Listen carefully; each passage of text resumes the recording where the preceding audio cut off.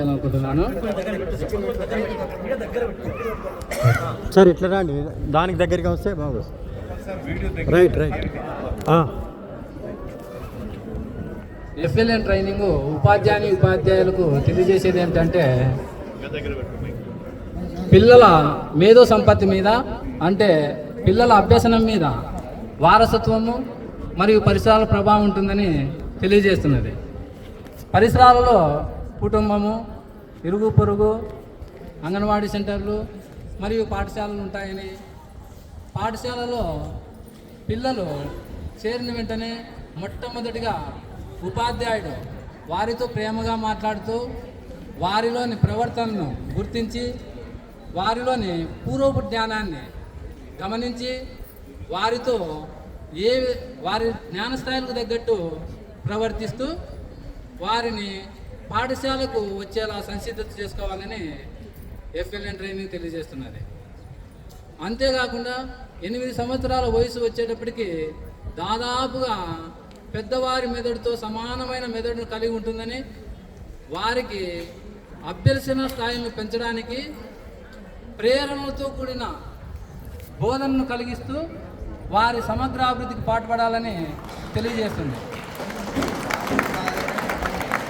అభ్యసన స్థాయిలను పెంచుతూ సమగ్రాభివృద్ధిని పెంచాలంటే భారతదేశంలో అనేకమైన విద్యా విధానాలను ప్రవేశపెట్టి వాటిని ఇంప్లిమెంటేషన్ చేస్తుంది. వాటిలో ఆ విద్యా విధానాల నుంచి ఎఫ్ఎల్ఎన్ పుట్టింది. ఈ ఎఫ్ఎల్ఎన్ అక్షర జ్ఞానాన్ని, సంఖ్యా జ్ఞానాన్ని పిల్లలలో పెంచాలని తెలియజేస్తుంది. ఈ పిల్లలు కోడింగు, డీకోడింగు, ఎన్కోడింగ్ విధానాలను అభ్యసనలు చేయడానికి టీచర్లు బోధన చేయవలసిందిగా ఎఫ్ఎల్ఎన్ ట్రైనింగ్ తెలియజేస్తున్నది. మరి అక్షర జ్ఞానాన్ని, సంఖ్యా జ్ఞానాన్ని వారిలో పెంచాలంటే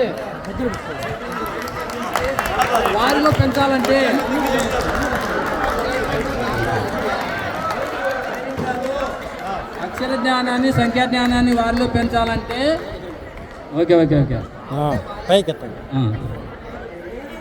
సార్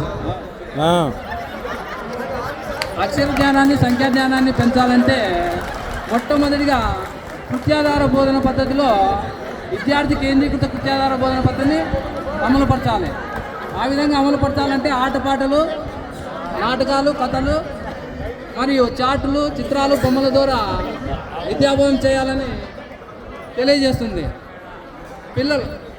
పిల్లల వయసుకు, తరగతికి, జ్ఞానానికి వారి జ్ఞానాన్ని గుర్తించి విద్యాబోధన చేయాలని తెలియజేస్తుంది. ఈ విధంగా అభ్యసన పెంచాలంటుంది. అభ్యసన పెంచేందుకు చాలండి.